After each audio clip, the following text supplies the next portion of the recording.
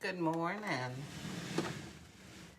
I've been standing here ready to jump on here live, but I don't know how long while I've been standing here. I've been reading my Reader's Encyclopedia.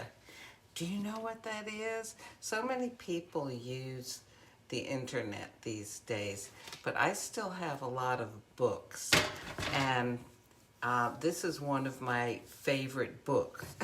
It's a book about books. Now, there are so many books that are written these days. It certainly doesn't have every book in there, but it has all sorts of classic kinds of books, books up through, well, let's see. When was this published? 1996. Okay, this is the 4th edition. And so there would be, major books that a lot of people would know about, or significant books. And I had just made a post on my Facebook page about, asking what are you reading, or, what audiobook are you listening to right now? And I put a little picture up there. It says something like, there can never be too many books. A lot of times these days, I still do like holding a book and reading it, and there are some favorite books that I have too. But most books I listen to, I use audible.com and I listen to them, because then I can be driving or cleaning the house, or sitting and watching the birds and listening to a book. It's almost like when you were a little kid and someone read you a story. There's that wonderful aspect to it. Well, anyway, so I was getting ready to make my coffee, and I thought, oh, maybe I should mention about the Reader's Encyclopedia to people, especially people who like to hold a book in their hands.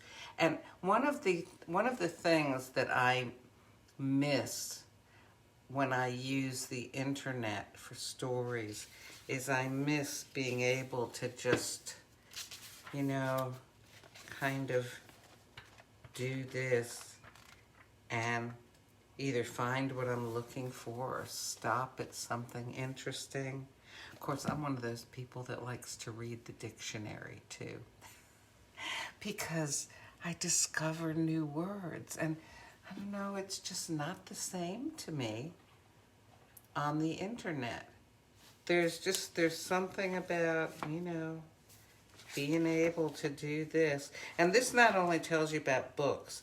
The Reader's Encyclopedia tells you about famous authors, about concepts that were used in books, or terminology or locations.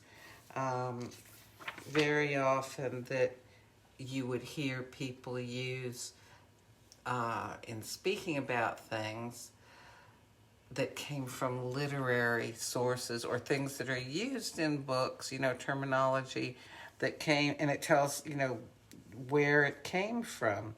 Oh my goodness.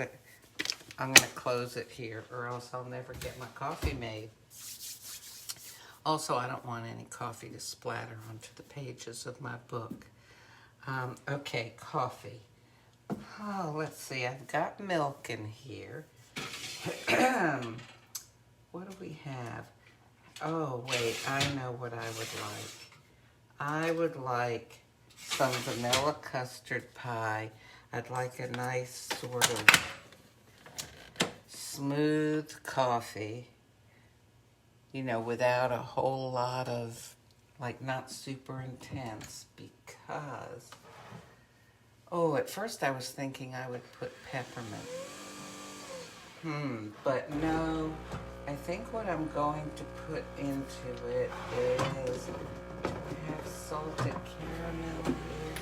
Yes, I'm going to put some salted caramel skinny syrup. And hello to those of you who are joining me live on Facebook. Oh, yum. Well, anyway, so what book are you reading, or what's the last book that you read? Or what's your favorite book? I'd be interested to know. You know, very often I will get ideas to read a book because someone else, of course, you know, will recommend it. Or maybe something else I'm reading mentions a book. Or here's an example. I listen to NPR, National Public Radio, when I'm driving, and sometimes in the house too. And very often they will interview somebody who either has written a book or is talking about a certain book that for some reason was meaningful, significant to them, and that gets me interested in it. Also, you know, talking about reading books about books, like my Reader's Encyclopedia, I will sometimes look online to look at book reviews. What is it called? The Good Read? Oh my goodness, I can't remember now. I'm so accustomed to seeing this website, and they used to put out a paper catalog, and they review books, and like there's one about cozy mysteries. Anyway, I don't know what I'd do without books. I love reading them. I love listening to them. Here's one. Okay, this is The Killings at Badger's Drift by Carolyn Graham. Now it happens this is not available as an audio book, as far as I know. And I love the show Midsummer Murders on TV. And that's the one with Inspector Barnaby. If you're in another country, I think the name of the series is Inspector Barnaby. In the United States, and I think most English-speaking countries, it's Midsummer Murders.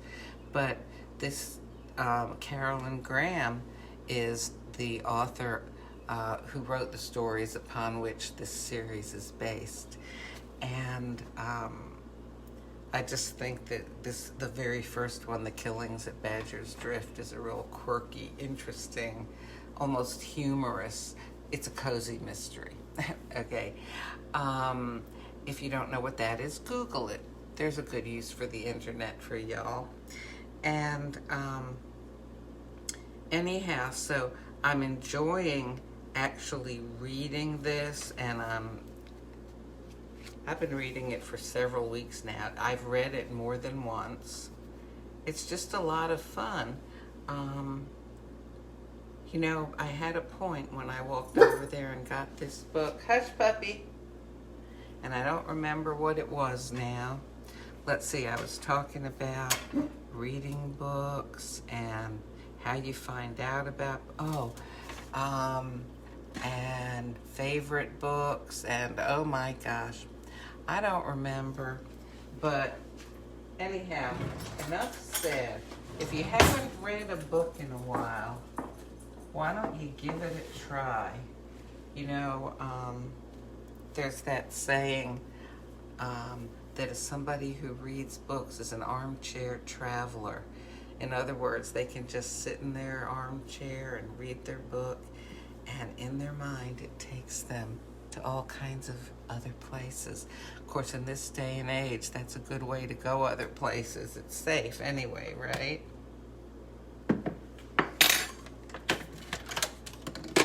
Okay, coffee time.